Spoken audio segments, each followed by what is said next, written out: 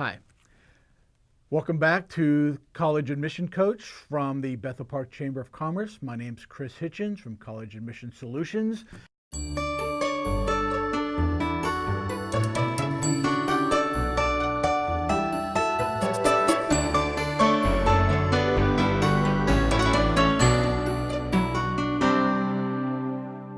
And we're going to just jump right in with actually, Jennifer sends us a shout out. Jennifer says, shout out to all the parents of kids with 3.0 GPAs who got anywhere between 20 and 23 on the ACT and about 1,000 on the SATs, who don't take APs or honors, who do a sport or club and maybe have a job. They will find their place. Thank you, Jennifer. They are exceptional people. The world will not eat them up and spit them out. They will be successful and happy and make it in life. Let them know that and make sure that you know that too. All right, that wasn't a question, but I appreciate the shout out from Jennifer. Awesome. Next, we have Regina. Regina asks, says, we have 2 children entering college as freshmen in the fall of 2019, which will be next year. Will the FAFSA form allow us to enter separate data in both students? What else do we need to know about entering multiple children in the FAFSA? We will have 3 in college in 2020. So the FAFSA form, yes, each student needs their own FAFSA ID, and the parent will need one FAFSA ID. The FAFSA form opens October 1st. Now, what I tell the students I work with, or the families I work with, I would wait about almost a week before you try to go into the FAFSA. Just because sometimes when it opens, there's a few bugs, and I would just wait for the bugs to get worked out. Also, once you put your information for one student, it's very easy to transfer the parent's information into the other student's FAFSA form. Thank you, Regina. Next, we have a question from Danielle. Danielle writes, what about those who are average score-wise but good students? Most people need help with costs as college is outrageously expensive unless you were one of the high-scoring kids or an athlete that gets these scholarships. All right, this is one of the questions I love. What about and this is kind of refers back to Jennifer's shout-out. I love these kids. These are special kids. There's money available from schools for these kids. Now, the thing is, you have to investigate colleges. It can't be all, and I love these schools, Pitt, Penn State, West Virginia, Bethany, IUP, Slippery Rock, St. Vincent's. You can't just look at these schools if you're looking for merit money for your students. You need to be open. There's a lot of gems out there within a 3-mile radius of Pittsburgh. There's Denison College, which is just about 2.5, almost 3 hours west in Ohio, where SAT scores and grades aren't their highest priority, but they graduate a large number of students and they really take care of the kids. It's a small, private, liberal arts college, and these are the schools that have a lot of money to offer. So you have to be open to these schools and search them out. Also, don't let the student, just the student, drive the process. This is a $100,000 to $200,000 financial transaction that's going to take place. I talk to parents all the time. They said, my child has made up their mind. They decide they're going to Pitt. That's it, one school. And they get in, awesome. Really need to compare schools. Even if you don't apply to all these schools you investigate, you should be investigating these schools. Gems pop up, things you don't realize. And the biggest thing I talk about when I do presentations is we don't know what we don't know. We don't know these schools exist until we look for them. So there are ways to investigate these schools. The schools have detailed information about what kind of students they will accept and which kind of students they give money to. So I'm just saying, leave your options open and do some heavy investigating. A lot of times it pays off not only in money, but in students' happiness. Send them someplace where they'll thrive. Next is from Jake. Are work-study earnings taxable? I highly recommend work-study. In fact, when students receive their financial aid package, scholarships and grants are number 1 to accept. Work-study is number 2. I'm a big proponent of work studies, and so are a lot of parents. Work study is not your daughter working 40 hours in the coal mine and trying to study At college, work study is about 10, 12, 15 hours per week, probably working in admissions office or the front desk at a dorm, or maybe in like a financial aid office. They get to meet a lot of different people. Students who have structured schedules actually spend more time studying, get better grades. They make contacts that may help them later on after they graduate. So I'm a big proponent of work study. Anyway, they will get a W-2 for the work study. And also, but work study will not count against their FAFSA, your EFC. Jonathan writes, FAFSA first timer here. I'm wondering about pros and cons. I'm using the IRS tax retrieval option. So the FAFSA opens in October 1st, and there's a IRS tax retrieval option that makes it more streamlined to enter your information. When they first offered this option a few years ago, it was a big mess. There was a lot of issues with it, a lot of confusion. It didn't work out very well, but now people love it. Now, I'm not saying that if I have 1,000 families lined up, every family had a perfectly smooth experience with it, but yes, overwhelmingly, families appreciate the IRS retrieval option for their FAFSA form. Pam, how would FAFSA know how much I have in my checking account? They don't have the right to actually look and see, right? I find it invasive if they were able to have access. Curious. No, the government is not going to be looking into your checking or savings account, but they may ask for verification. So always be honest and ethical. So whatever's in your savings account or your checking account after you pay your monthly bills or an average throughout the year, you should report. About 1 out of 3 families will be asked for verification. So be honest, but no, they can't sneak in any type of back door and look into your account, but they could ask for verification, and you will need to supply that. Kristen, in your opinion, of all things being equal, which do you think carries more weight in the application process, test scores or GPA? Obviously, other factors matter. I'm just curious as to what the prevailing opinion is. All right, here's the way it goes. It goes rigor of the classes the students take. If the students are able to take AP and honors courses, they should. Should they overwhelm themselves with AP and honors courses? Of course not. No, they should not. But they look at the rigor of the courses the students are taking. Grades are next. SAT scores are third, but just by a little bit. SAT scores translate into scholarship money. I believe in SAT prep. SAT prep is vital. We're going to have Heather Campbell here from Club Z. She's going to talk about preparing for tests and test-taking strategies. But SAT prep is a wonderful thing, and it does translate into money. All right, that's all we have time for in this first segment. We'll be back with more question and answers and Heather Campbell.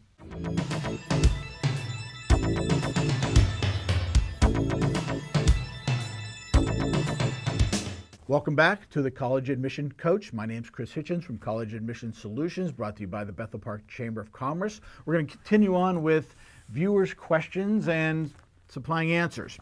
Let's see, Tricia. Tricia writes, for merit scholarships, does a family need to fill out the FAFSA? We don't qualify for need-based, just wondering if income would negate a merit scholarship. Thanks. I recommend all families fill out the FAFSA form. So there are some colleges who won't give you merit aid without the FAFSA form, and also student loans may not be offered without the FAFSA form. So I know a lot of, well, not a lot, but a number of families will say, well, we're not going to qualify for need-based aid. We're not going to fill out the FAFSA form. I can recommend that you do. There may be scholarships from the school or from the major that your student is in that requires the FAFSA form. Venkades writes, my student and our family is deeply religious. My son is considering writing an essay about what his faith means to him and how it has affected his life and our family. We are concerned that the universities will look critically on an essay of this topic. I'd love feedback based on your experience. So, you're writing a college essay about how deeply your faith has affected you and your family. That subject is fine. College essays have a certain structure. So if you talk about how the student has grown, how they have gained new insights, college essays are more of a story as opposed to just a factual list of statistics or feelings even. So college essays have a certain structure. There's a story. There's sort of a wow factor in there. They're not like high school essays. There may be a little bit of a twist at the end. The reader has to work to sort of see the message, and there should be an emotional aspect the reader goes through with college essays. So that's why having a college essay advisor is not a horrible idea. Some colleges place a great importance on the college essays. Large state schools may not place a great importance on the college essays. You can find if a college places great importance on a college essay by looking at their common data set on the college website. Or you can contact me, I'll help you out. Becca, am I correct in saying there's a difference in purpose and tone when writing an essay for English class versus the college essay, even if both are narrative? I get into these battles with my students' English teacher about the college tone and message. Or am I wrong? No, you're exactly right. There is a different tone. Again, college essay writing is an art, and there is a particular structure. In fact, there's 4 types of structures you can use when writing your college essay. Again, there needs to be a wow factor. There's a story. There may be a little bit of twist. Somehow the ending has to relate to the beginning. There's a little bit of work involved when reading this essay, but there should also be some kind of emotional response from the reader so they truly gain insight to this student. Sherry writes, I have a question that may sound dumb, but I'm perplexed. When using the net price calculators on college websites, they ask for the GPA. Most say on a 4.0 scale. My son has taken AP classes, so his GPA is 4.1. But that's still considered to be on a 4.0 scale, correct? And that's correct. One college website seemed to indicate that if classes were weighted, then it was no longer on a 4.0 scale. If they don't specify weighted or unweighted, do I use a 4.1 GPA? And of course, if they specify unweighted, then I use the GPA, which is also calculated. All right, here's what the situation is. Colleges will unweight the grade. So if they're taking AP and honors, yeah, they're in a weighted scale, but it's still 4.0 scale. They will unweight them. Now, if they're asking you for the GPA, there's an unweight tool. So you take that AP or honors course, you unweight it, then you calculate the GPA, and then you put it into the net price calculator. That's the plan. Karen Ann asks, does my son need to register for selective service to get financial aid through FAFSA? Well, you don't really get financial aid through FAFSA, but that's a different question. When a male turns 18, yes, they do have to register for selective service, and yes, they do have to be registered for selective service when filling out the FAFSA. Maureen asks, my 12-year-old daughter has a significant amount of money in her savings account. The account is in her name, but I'm listed on the account since she's a minor. Do I have to report this money as a net asset on FAFSA? Now, I'm filing the FAFSA for my son, who's a freshman in college. I'm asking about his sister's savings account. All right, so if the parent's name is on the account, which means they have some control of the account, yes, you must declare this under a parent asset. Now, the student is only 12, so it doesn't affect her, and it doesn't affect her brother. If the student was the college applicant, and they had a great deal of money in their savings or checking account, yes, this will adversely affect your EFC. So this is where a financial planner can come in and explain what can I do to this with this money to ethically lower my EFC. So anything over about $6,400 in a college applicant student's bank accounts is going to have a large effect on the family's EFC, as opposed to if it was in the parent's checking or savings account. So if the parent's name is on it, you have to declare it. Next, Diane. University of Interest awards merit based on partly on class rank. Does anyone know do you know if high schools are treated equally in the eyes of the college or university, or if there's a formula that corrects for say college prep schools? All right. Yes. Class rank is dependent on the high school where the student attends, and colleges take this into account. So class rank at high school A is looked on differently than class rank at high school B. So there may be high school A where a student is valedictorian or in the top 10%, and they have fantastic grades, SAT scores are low. There's a disconnect there. Or the class rank at high school B, the student is in the top 25%, but but has fantastic SAT scores, they may be looked on more favorably than high school A, depending on the rigor of the high school and its clientele. And that's the truth. And that's what colleges will take that into consideration. Scott asks, just looking for opinions here, what are some of the best scholarship search websites? There are so many of them. All right, scholarship search websites. First of all, never pay a company or person to find scholarships for your son or daughter. That's my advice to families I work with. Never pay for scholarships. Also, don't enter into a scholarship lottery. So if there's a website that says, give us your contact information and we'll enter them and they could win a scholarship, I do not advise people do that. That's my opinion, and that's a pretty strong opinion. Scholarship websites. All right, this is what happens when I do presentations. A lot of people leave disappointed. There are, I hate to say it, I've been doing this for 10 years. There's no magical scholarship website out there. There's no magic scholarship book out there. There's no magic scholarship company out there. Scholarships is a long process. The best scholarships come from the colleges themselves. Now, there are small scholarships within the community students could look at. There are larger scholarships from large companies, but by and large, they are few and far between. Now, the local scholarships may be worth pursuing, but I will say this. If a student wins, say, a $1,000 scholarship from the local Rotary Club, and the college is offering the student so much money in need-based aid, the college will take away that same amount from their aid package. So if you win a $1,000 local scholarship, college may say, well, you have that $1,000 here, I'm going to take away that $1,000 we were going to give you, and so you just did all that work for nothing. So that kind of lends itself to a longer discussion.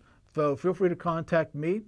ChrisJHitchens.com will take you to a question and answer forum. You can submit questions to me, even for this show.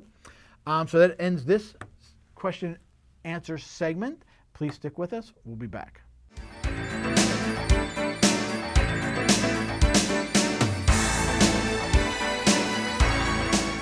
Hi, welcome back. I'm Chris Hitchens, your college admissions coach with the Bethel Park Chamber of Commerce. And in this segment, we're going to be talking again with Heather Campbell from Club Z Tutoring. Hi, Heather. Hi, Chris. Welcome back. Thank you. Good to be back. What are we talking about today? Well, I thought we would talk a little bit about the difference between the SAT and the ACT, because that is a question that comes up a lot. A lot. And then I thought we'd go into test-taking strategies that you can use on either test, Beautiful. or the PSSAs or the Keystones, any Great. of those time tests. I know the next SAT is near the end of this month, October 24th.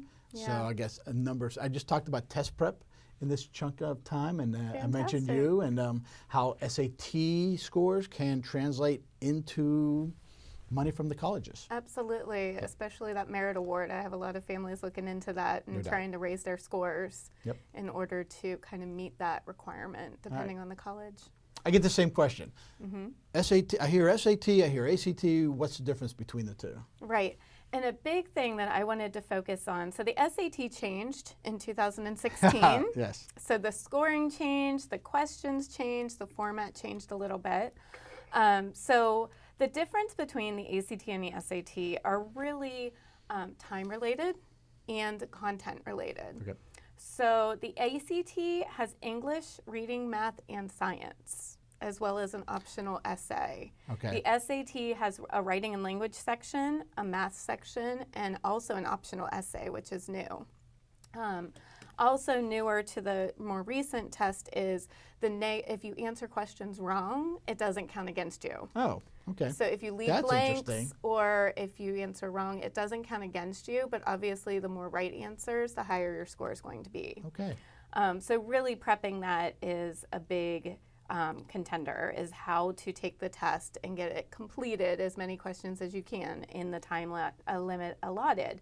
So with the ACT for English, you get 75 questions and you have 45 minutes to answer them. For reading, it's 40 questions with 35 minutes. Okay.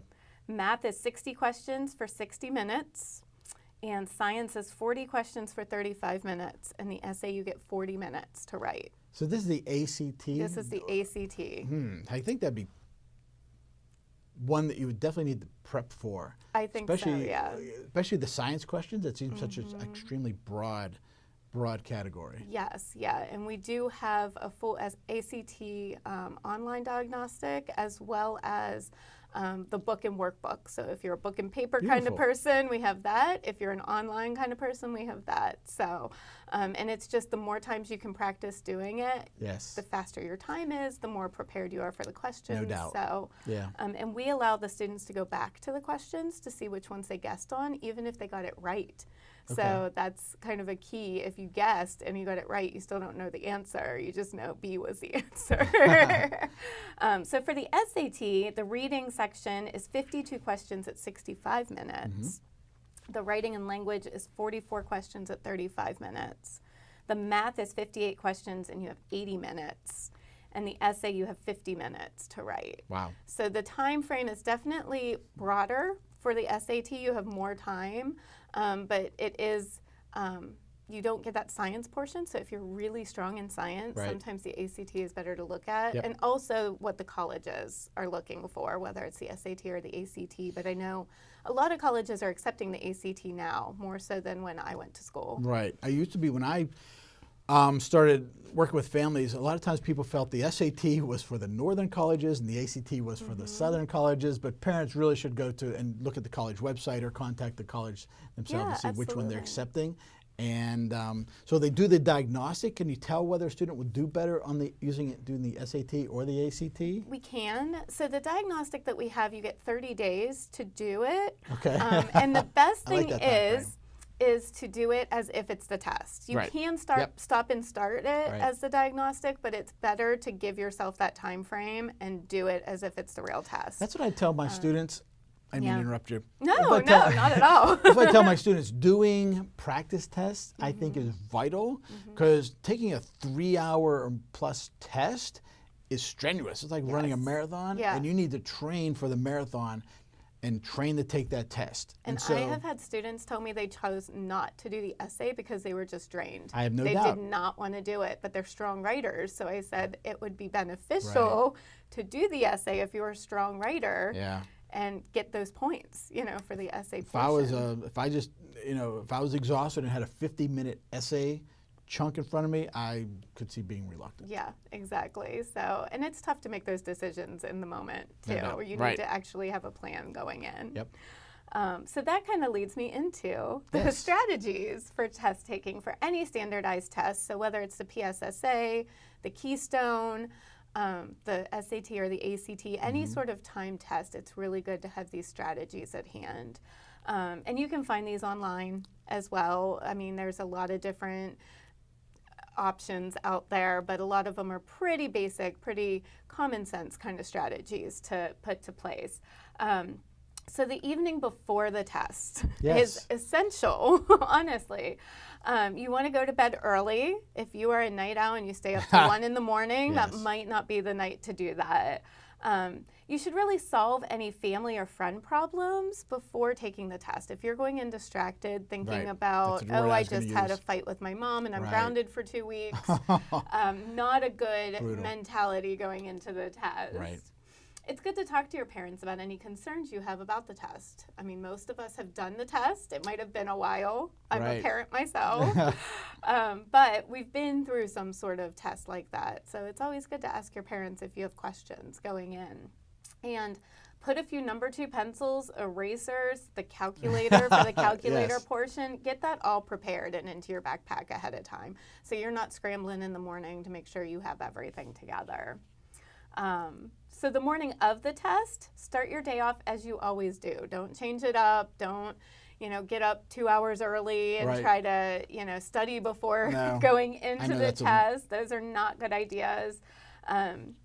Eat a really good breakfast, but don't drink a lot because you don't want to have to be getting up to go to the restroom. Get to school a few minutes earlier than you usually do, or to the testing site. Sometimes they're on the weekends, so wherever the testing site is, make sure you have a couple minutes to find a seat, get your things together, know where you're supposed to report to. Knowing where you're going kind of ahead of time Right. and that kind of thing. If it's in your school, knowing what room it's in, and that kind of thing will just help decrease stress. I was just going to use that unnecessary word. Stress. Yep. And be positive. plan out that you are going to get the score you're looking for, that it's really a self-fulfilling prophecy. If you are thinking Probably right. positively, you're going to be more upbeat, more positive about the test you're sitting down to. If you already have that negative talk going on in your head, you're going to beat yourself before you even sit down and answer the first question. Right. So having a positive attitude is huge. See, this is where I can see really having a tutor behind me, helping me, keeping these things, helping me keep these things in the back of my mind and kind of sort of calming me down and giving me perspective. Absolutely. And practice honestly makes perfect, whether you're playing an instrument, whether right. you're practicing for an exam, whether you're practicing for the SAT or ACT. Really, the more times that you can practice doing it, the more comfortable you're going to be when the time comes. So, all right. And a tutor can definitely help with that. So once you enter the classroom, relax, take a breath. Have your seat, get everything prepared, any materials that you're going to need for that test, whether it's scrap paper to work on those math problems, a calculator, or the pencils that you need. Just get it all ready and take a few breaths. Just relax and take that time to center yourself. So during the test, this is always the tricky part for the students because they get the test in front of them, and some students have test anxiety, and it's a very real thing. So the moment they start, their hands get sweaty, their heart starts racing, they hear the clock ticking, they hear every little thing that somebody next to them is doing if they're rummaging in their backpack. So really starting off and knowing what you're going to do when the test is in front of you is huge, especially if you have that kind of anxiety. So read the questions and all of the answer choices before you mark anything. Even if you think you know the answer to the question, read all the choices because sometimes there's that little tweak to the question that you're like, oh, that's what they're asking. So first off, pace yourself. Because these are timed tests, you do not want to spend 5 minutes answering a question. If you're struggling, you need to move on. So answer the easiest questions first. Don't spend too much time on any one question, like I said. Do your best and move on. Don't keep second guessing that question that was tripping you up. And be sure to go back to those questions that you skipped when you finished the exam. So, you might be able to have a clearer understanding, or a couple questions in gave you more of an understanding on that question that you skipped. So a lot of these tests have those, especially the reading passages. We'll have another question that might give you that aha moment for the question you didn't know the answer to. Don't change your answers unless you're completely uncertain about the first choice. Most of the time, the first answer was the correct one, and you start second guessing yourself, and then you put the wrong question down. You erase and put the wrong question down. Answering the questions, don't guess blindly. Make an educated guess. Start to eliminate those questions that you know aren't the answer. So for those multiple choice questions, 1 or negative 5 billion is not the answer. And narrowing it down will help you to decide. Again, understanding what you're reading. For reading passages, read the questions first and then read the passage, because then the information they're looking for is going to pop out at you. So that's kind of a strategy that you can do. For math, using the scrap paper, but double check to make sure you're answering the question correctly from the test booklet. Making sure you didn't move a bubble forward and you're answering number 12 that should be number 11. There and I missed it, and I'll have to erase the whole sheet. So it really is a matter of time and going back and double checking. Fill in the bubbles fully, write neatly if you can, erase stray marks, and then relax your grip on the pencil because you can actually get fatigued from holding your pencil too tightly. Muscle fatigue. Yes. All right.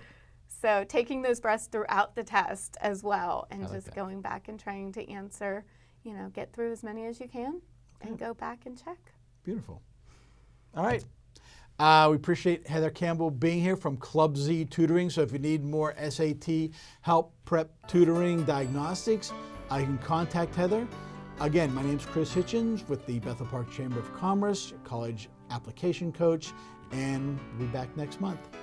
Thanks.